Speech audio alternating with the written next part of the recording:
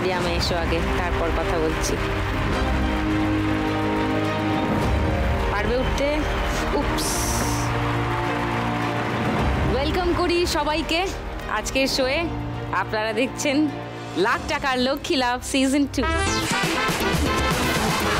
হয়তো আপনারা খেয়াল করলেন গোটা নাচটা অঞ্জলি এক পায়ে নাচলো।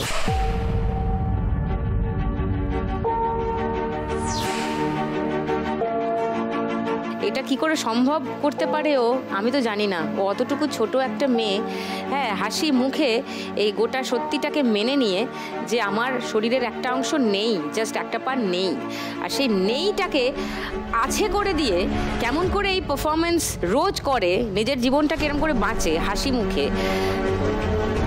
স্যালিউট। Thank you.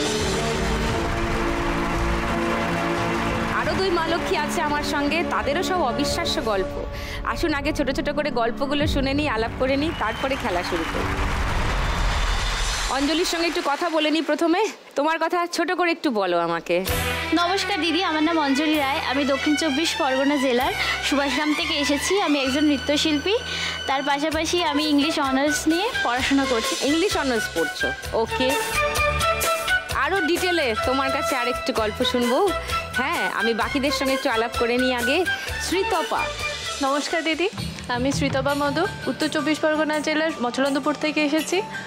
আগে আমি হসপিটাল অ্যাডমিনিস্ট্রেটিভ হিসেবে কাজ করতাম, কিন্তু বর্তমানে আমার বাড়িতে একটি বিপর্যয় হয়, তো সেই কারণে 6 মাস হলো আমি বাড়িতেই আছি। আপাতত আমি হোম মেকার।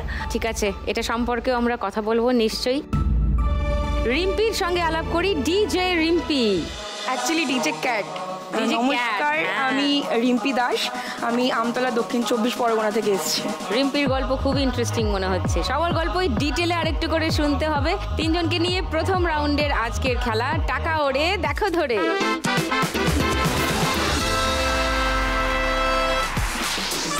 এই যে টাকা ওড়ার মেশিন দেখেছো তোমরা টিভিতে, এর মধ্যে টাকা ওড়ে, আর এই উড়ন্ত টাকা ধরতে হবে 1 মিনিট সময়ের মধ্যে।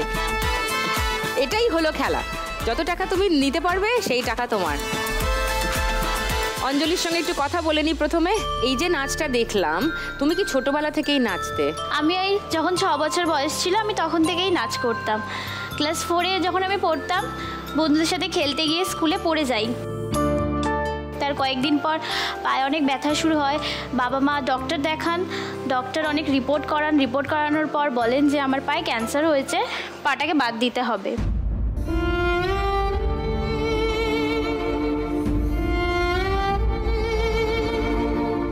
হসপিটালে ডক্টররা চেষ্টা করেছিলেন যাতে আমার পাটাকে অপারেশন না করতে হয়, তার জন্য কেমো দেওয়া হয়েছিল।